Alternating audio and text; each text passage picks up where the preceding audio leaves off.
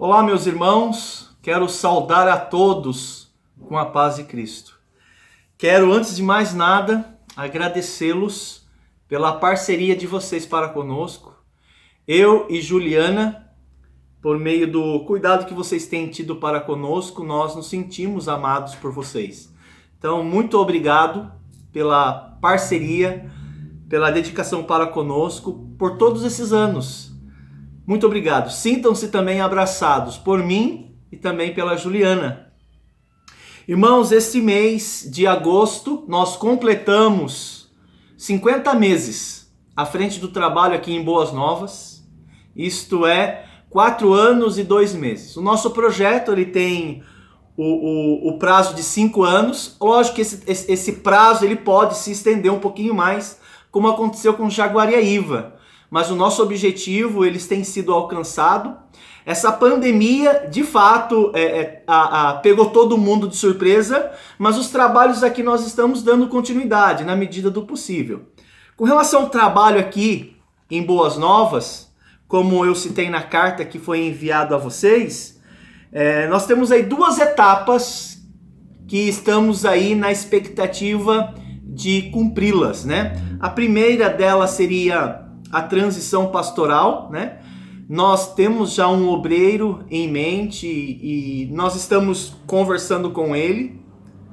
E a segunda etapa seria a organização jurídica da igreja. Embora a igreja internamente foi organizada com estatutos, nós já temos uma diretoria executiva em pleno funcionamento, mas nós temos aí que mandar documentação, prefeitura, Receita Federal e tudo mais.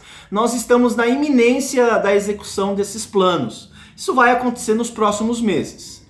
Se tudo correr bem, no dia 1º de junho de 2021, nós vamos encerrar o trabalho aqui. Mas isso se nós conseguirmos fazer a transição pastoral e se nós conseguirmos de fato organizar a igreja juridicamente, que seria a última etapa do nosso trabalho como missionário, né? Como missionários revitalizador. E tudo isso, com certeza, não sem o apoio de igrejas fundamentalistas, né? Então eu sou grato a Deus pela vida de vocês. E uma vez que foi me solicitado para que eu gravasse um vídeo estimulando missões, eu me senti muito motivado a repartir com vocês uma reflexão bíblica, tá bom? E eu gostaria de convidá-los a refletir comigo um trecho que encontramos lá no Evangelho de Mateus, capítulo 20, versículo 15. Se você tem uma Bíblia aberta e você quiser me acompanhar, eu vou usar esse texto para fazer uma afirmação a vocês todos, mas toda a pregação vai ser desenvolvida a forma como Deus trabalhou na vida de Jonas como um missionário, né? Mas Evangelho de Mateus, capítulo 20, versículo 15, cita o seguinte: o Senhor falando: porventura, não me é lícito fazer o que quero do que é meu? Ou são maus os teus olhos, porque eu sou bom? Eu quero chamar sua atenção para a primeira parte do versículo. Porventura, não me é lícito fazer o que quero do que é meu? Vamos orar? Querido Deus, abençoe a igreja Batista em Rio Bonito, abençoe o pastor Alfredo com a sua esposa, seus filhos, a liderança da igreja, os membros da igreja, os adultos, os homens e mulheres, os jovens, as crianças, abençoa-os, Pai. Eu sou grato pela vida do pastor Alfredo e o amor que ele tem por missões. Ele tem de fato ao longo do meu ministério demonstrado um grande amor para comigo, para com Juliana, juntamente com esta igreja. Que o Senhor os abençoe e o Senhor os fortaleça na fé. Em nome de Jesus, amém. Irmãos, talvez uma característica que nós cristãos deveríamos descansar é que Deus tem pleno controle sobre a sua criação. E nós não somente deveríamos descansar nisso, como também nós deveríamos confiar. Quando nós falamos sobre missões, a principal pessoa interessada em missões é o próprio Deus. Deus, ele é um missionário. O Filho de Deus também é um missionário. A igreja que Deus tem plantado aí no Rio Bonito, ela é uma igreja missionária. O pastor da igreja de vocês é um pastor que tem um grande coração missionário. Todos vocês estão cercados de pessoas envolvidas com missões. Meus irmãos, não seria diferente que vocês também tivessem uma grande paixão por missões. Eu quero chamar a atenção de vocês para esse texto, porque os homens, no geral, eles permitem que Deus esteja em qualquer lugar, até fora de suas vidas. Mas a maioria ou a maior parte dos homens não se sentem confortável de que Deus esteja assentado no seu trono para governar. Deus, ele governa o cosmos, o mundo inteiro. Deus governa a terra. Deus controla, segundo o livro de Provérbios, o coração do rei. Não teria ele controle sobre sua igreja, principalmente a respeito de missões? Talvez algumas coisas tenham acontecido conosco, com a nossa família, com a nossa igreja, com o nosso Brasil, que talvez nos leve a pensar que Deus está fora do controle, ou perdeu o controle. Não, irmãos, Deus, ele reina soberanamente. Foi isso que disse o profeta quando ele falou que o nosso Deus é um Deus entronizado. O Senhor Deus, ele tem o direito de fazer o que quiser com aquilo que é dele. O salmista falou que o mundo, o cosmos, a terra e tudo que nele há, pertence ao Senhor. E fazendo jus à palavra do nosso Senhor, Jesus falando a seus discípulos, porventura, não me é lícito fazer o que quero do que é meu? E vamos ver isso na vida de Jonas. Eu quero dar uma olhadinha rapidamente com vocês na vida de Jonas, como Deus, sendo missionário, agiu na vida dele para colocá-lo no caminho certo.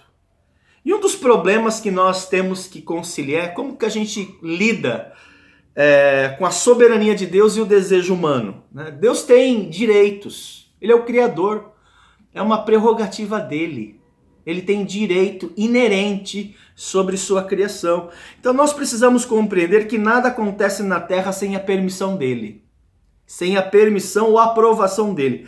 Por exemplo, a Bíblia nos ensina que Deus nos deu o poder de escolhas, né? O poder de tomar decisões. Deus permite o exercício dessas escolhas. Deus não aprova todas. Mas isso não significa que Deus deixará o homem seguir o seu próprio curso. Deus, ele vai intervir quantas vezes forem necessárias, inclusive na sua vida, meu irmão, minha irmã. Sabe por quê?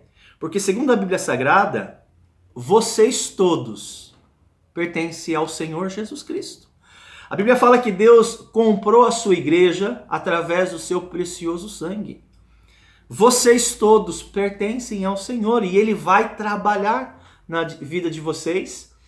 Assim como trabalhou na vida de Jonas, que tomou algumas decisões erradas, por um tempo deixou de fazer a vontade de Deus e Deus usou certos elementos da criação, o qual lhe obedece, para trazer o seu propósito desejado no coração daqueles a quem ele tem chamado. E o primeiro caso nós encontramos no livro de Jonas, no capítulo 1. Se você quiser folhear a sua Bíblia, no livro de Jonas, capítulo 1, você vai ver Deus controlando os elementos do tempo para trazer o seu propósito desejado, para chamar a atenção de Jonas, que escolheu outro caminho. Jonas, capítulo 1, versículo 4. Confira comigo. Mas, o que diz o texto? Jonas 1,4. Mas o Senhor lançou sobre o mar um forte vento, e fez-se no mar uma grande tempestade, e o navio estava a ponto de se despedaçar. Se os irmãos se atentarem, o vento que causou essa grande tempestade, O vento foi atribuído ao próprio Deus, mas o Senhor lançou sobre o mar um forte vento. É verdade que Deus, como Criador, lá em Gênesis 3, na criação, Ele colocou uma sequência natural na formação, inclusive dos ventos. Algo contínuo. E nós percebemos isso, as variações da velocidade do vento.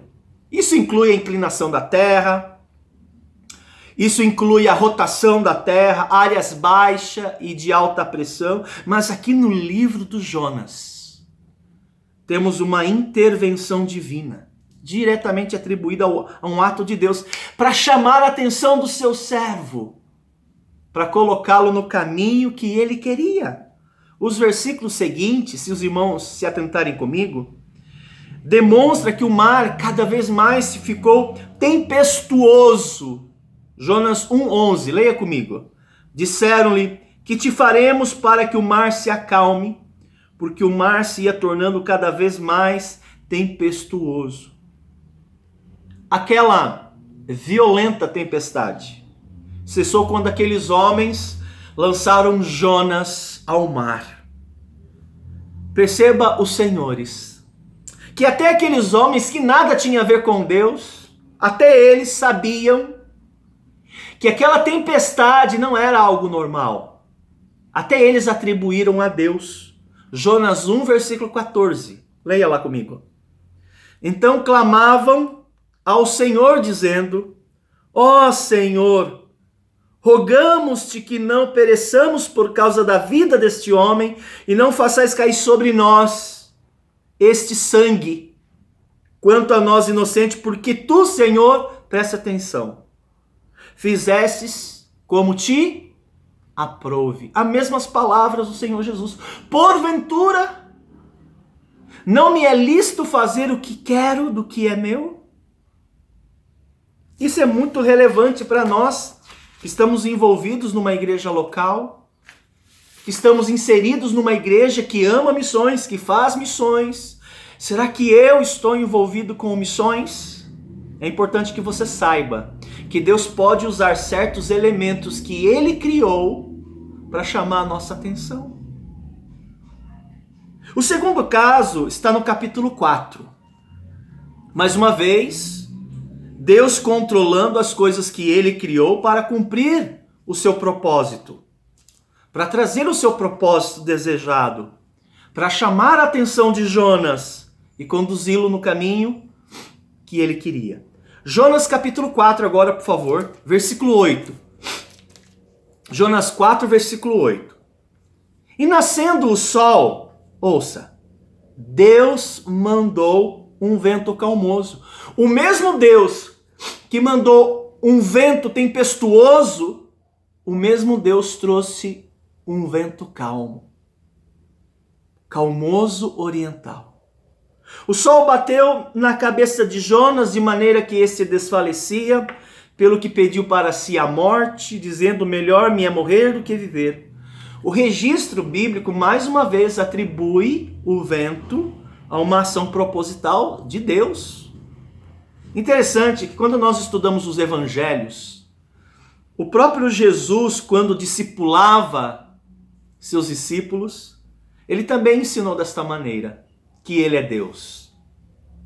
Dá uma olhadinha rapidamente em Mateus capítulo 8, versículo 23. Mateus capítulo 8, versículo 23 diz assim: então entraram ele no barco, seus discípulos o seguiram, e eis que sobreveio no mar uma grande tempestade, de sorte que o barco era varrido pelas ondas, entretanto Jesus dormia. Mas os discípulos vieram acordá-lo dizendo: Senhor, salva-nos, perecemos. Perguntou-lhe então Jesus: por que sois tímidos, homens de pequena fé? E levantou-se, repreendeu os ventos e o mar, e fez-se grande bonança. E maravilhavam-se os homens, dizendo: quem é este que até os ventos e o mar lhe obedecem? Nós temos que entender que Deus respeita a sua decisão, a nossa decisão. mesmo aquelas que são contrárias às dele. Mas isso não significa que Deus vai desistir de você, vai desistir de persuadi-lo, de convencê-lo. Jonas estava assim, resistindo, relutando.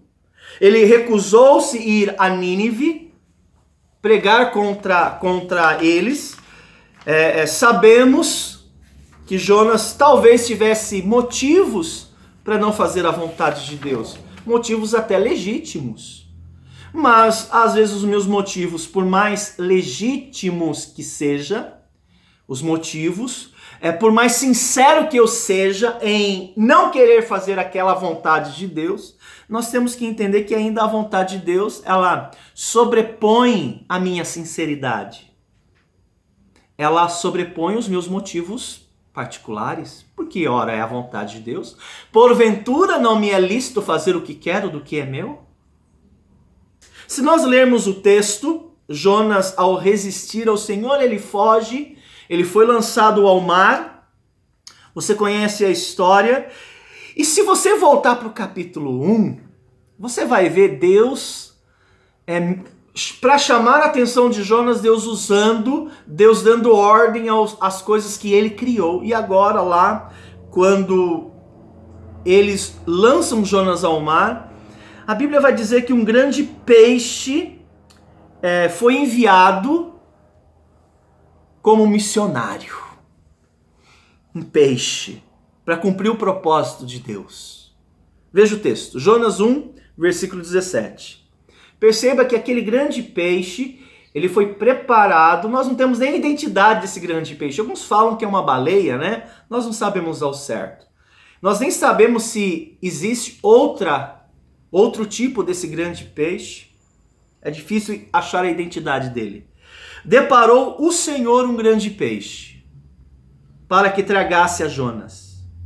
E esse esteve 3 dias e 3 noites no ventre do grande peixe. Não sabemos a identidade dessa criatura que engoliu Jonas sem comê-lo. O que nós não podemos negar, o fato inegável, que foi Deus quem preparou esse grande peixe. E Deus deu ordem para que aquele grande peixe, abaixo daquele navio que transportava Jonas e uma tripulação com passageiros, na medida que Jonas foi lançado ao mar, aquele peixe, ele vai ao encontro de Jonas e o traga. E este dentro do seu ventre permanece 3 dias e 3 noites. Inclusive numa viagem marítima que o iria vomitá-lo na praia próximo a Nínive. Isso é fantástico. Deus usando sua criação para trazer o seu propósito desejado. E essa habilidade de controlar a criação, inclusive os peixes, Jesus também demonstrou isso lá nos evangelhos, demonstrando que ele é Deus. Foi ele quem estava chamando a atenção de Jonas. Quer ver só? Lucas capítulo 5, por favor. Abra no evangelho de Lucas, capítulo 5, versículo 3 a 9. Diz assim, Lucas 5, 3 a 9. Entrando em um barco aqui sobre Jesus, o seu discipulado com os seus apóstolos.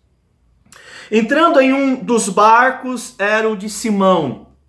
Pediu-lhe o Senhor que afastasse um pouco da praia e assentando-se ensinava do barco as multidões. Quando acabou de falar, disse a Simão, faze-te ao largo e lançai as vossas redes para pescar.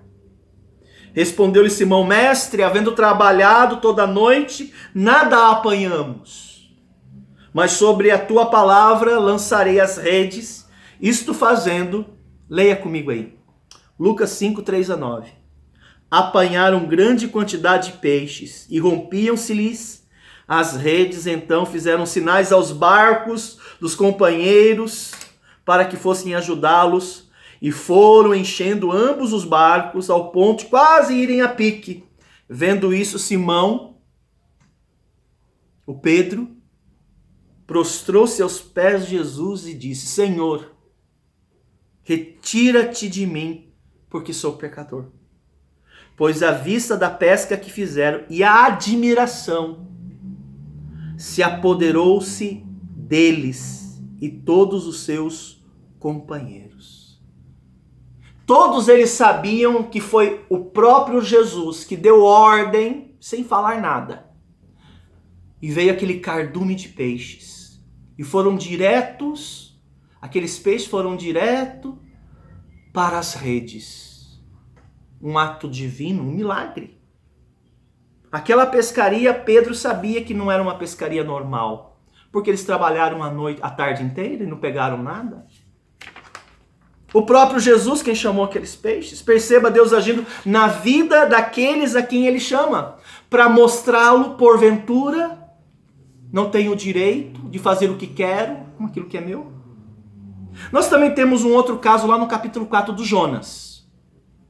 Deus, mais uma vez, verificaremos, assim como o Senhor Jesus, usando os elementos da criação, ele como soberano criador, para trazer o seu propósito desejado, inclusive chamando a atenção do seu servo, para que esse permaneça no caminho certo. No capítulo 4, versículos 6 e 7, nós encontramos Deus preparando agora uma planta e mandando um verme missionário. Jonas capítulo 4, versículos 6 a 7. Então fez o Senhor. Deus colocou uma ordem natural na vida vegetal, mas aqui Deus fez nascer uma planta que subiu por cima de Jonas para que fizesse sombra sobre sua cabeça, a fim de livrá-lo do seu desconforto. Jonas se alegrou em extremo por causa da planta. Mas Deus, ouça, no dia seguinte, ao subir da alva, enviou um verme, o qual feriu a planta e esta secou. Eu quero destacar mais uma vez. Deus, ele não somente sustenta o universo, Deus interage, Deus intervém. Quando ele quiser, a hora que ele quiser, para que a sua vontade prevaleça. Inclusive, agindo na vida daqueles que estão agindo de maneira contrária, por algum motivo, até que sincero, para trazê-los de volta ao propósito principal do seu chamado. Você percebe, olhando para o livro de Jonas, nos evangelhos do Senhor Jesus Cristo, que os seres marinhos lhe obedecem. A vida vegetal lhe obedece, a vida animal lhe obedece, os ventos lhe obedecem, tudo obedece a Deus perfeitamente, mas Jonas não, a nossa semelhança. Deus deu a Jonas uma escolha, assim como Deus dá a nós uma escolha em fazer a sua vontade, e às vezes nós evitamos fazer a vontade de Deus. Às vezes nós resistimos em fazer a vontade de Deus. O que eu sei é que Deus tem um tratamento especial com a sua igreja, porque a igreja é dele. A Bíblia fala com todas as palavras que a igreja pertence ao Senhor.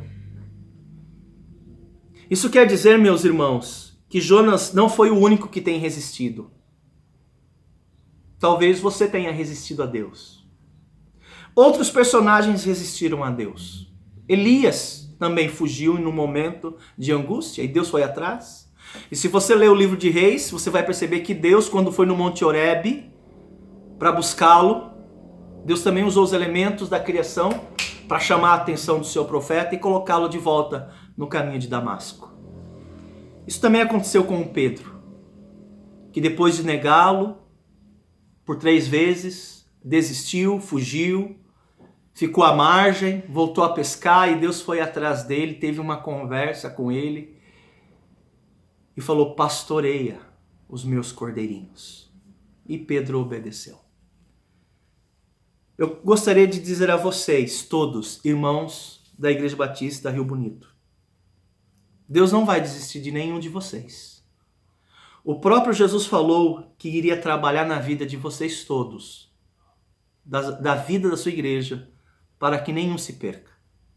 Então eu quero que você fique em paz. Vocês todos são preciosos demais para Ele. Para que Ele desista de vocês, Ele não faria isso. Então descanse, não se atemorize. Dedique-se nas oportunidades que você tem para servir a Deus aonde quer que você esteja, na sua igreja local principalmente. Envolva-se com missões. Talvez você ajudando missões, você está ajudando a plantar uma igreja, levar pessoas a Cristo. Talvez você está ajudando um obreiro a manter o seu trabalho, inclusive com a sua vida pessoal. A sua parceria ela é fundamental, ela é importante, Deus está vendo. E se por alguma razão, por um motivo legítimo, você tem deixado de fazer aquilo que você sabe que deveria fazer, eu quero que você saiba que Deus vai usar a sua criação, inclusive e principalmente a sua palavra, para mexer no seu coração e colocá-los no caminho certo. Eu sei que a maioria de vocês tem feito um grande trabalho. E eu estou aqui não para apontar, estou aqui para incentivá-los, para que vocês descansem no serviço cristão. Deus abençoe todos vocês. Sintam-se abraçados por mim, por Juliano e pela Igreja Batista Boas Novas. Espero vê-los brevemente. Um forte e grande abraço. Até breve, meus irmãos.